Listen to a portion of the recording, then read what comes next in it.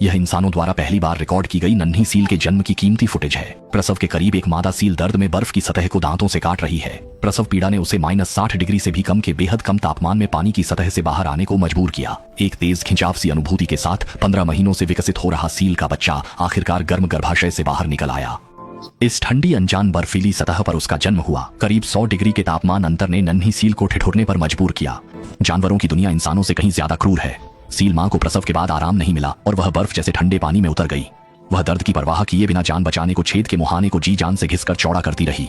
यही सांस लेने का छेद उनके लिए पानी के नीचे जाने का एकमात्र बचाव है, क्योंकि इस कठोर प्रकृति में शिकारी इन शावकों की कमजोरी के कारण उन पर कोई रहम नहीं करते।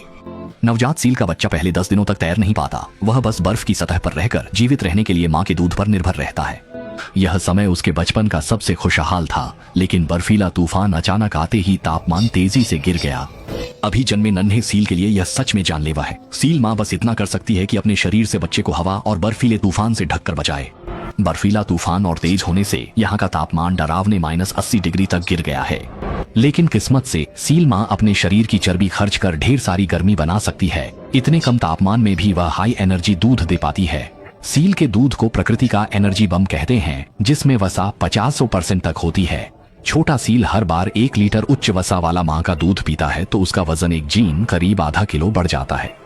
इसीलिए छोटा सील सिर्फ 1 हफ्ते में 30 जिन से भी ज्यादा वजन बढ़ा लेता है। लेकिन इतने चरम माहौल में सील मां की बहुत ज्यादा दूध देने की हालत अधिकतम करीब 7 दिन ही रहती है। बर्फीला तूफान लगातार कई दिनों तक चलता रहा। यहाँ तक कि मोटी खाल और मजबूत शरीर वाले वयस्क सील भी बिना खाए लंबे समय तक ऐसी ठंड नहीं झेल पाते और पानी के नीचे जाने वाला सांस का छेद भी कभी भी जमती बर्फ से बंद हो सकता है।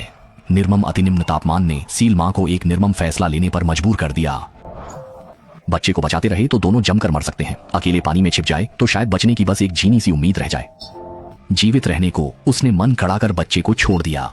छोटा सील मां को जाते देखता रहा पर कुछ न कर सका। बस यही चाहता था कि मां जल्दी लौट आए। जीवन मृत्यु की यह जुदाई प्रकृति का सबसे क्रूर नियम है। हालांकि पानी के नीचे भी ठंड हड्डियां जमा दे, फिर भी बर्फ की सतह पर कहर बनकर टूटते तूफान के सामने समुद्री पानी मानो गर्म झरना लगता है, वह भी मां की सुरक्षा बिना।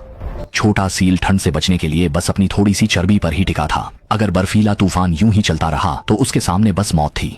1 हफ्ते बाद बर्फीला तूफान आखिरकार थम गया। सील की मां बेचैनी से सांस के छेद से सिर बाहर निकाल कर देखने लगी, लेकिन उसकी नजरों के सामने जो आया वह एक ठंडी देह थी।